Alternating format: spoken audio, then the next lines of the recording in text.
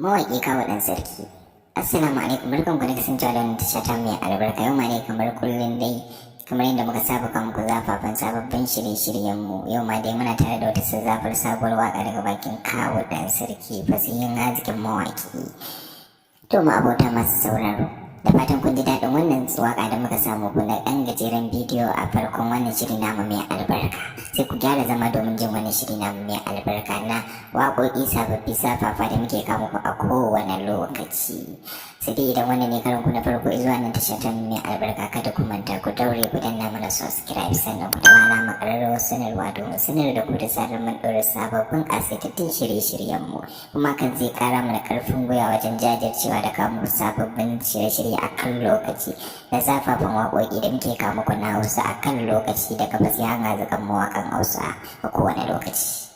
Kamar dai da kuka sani dai a wannan lokaci dai muna tare da waƙar ɗaya daga cikin mawaƙan Hausa nan, wato Kawu Ɗan Sarki. Kamar yadda dai na sa muku wannan ɗan gajeren bidiyo na waƙar a farkon shirin namu mai albarka.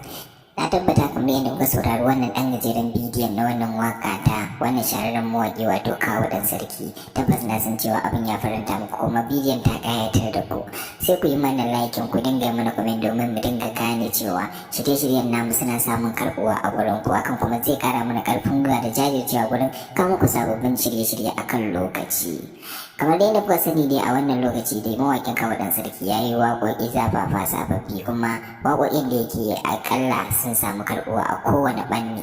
Saboda haka a kowane lokaci mawaƙin yake daɗa zagi dantse wajen kawo sababbin shirye-shirye da waƙoƙinsa. Hakan ne yasa mu ma muke ganin cewa ya kamata mu kawo muku sababbin zafafan waƙoƙin da wannan mawaƙi wato Kawu Ɗan Sarki tauraron mawaƙa ya a wannan lokaci cikin wannan sabuwar shekara ta 2023 da muke ciki. Domin mawaƙin ya yi zafafan waƙoƙi, kuma waƙoƙi ne wanda sun yi daɗi kuma sun samu karɓuwa.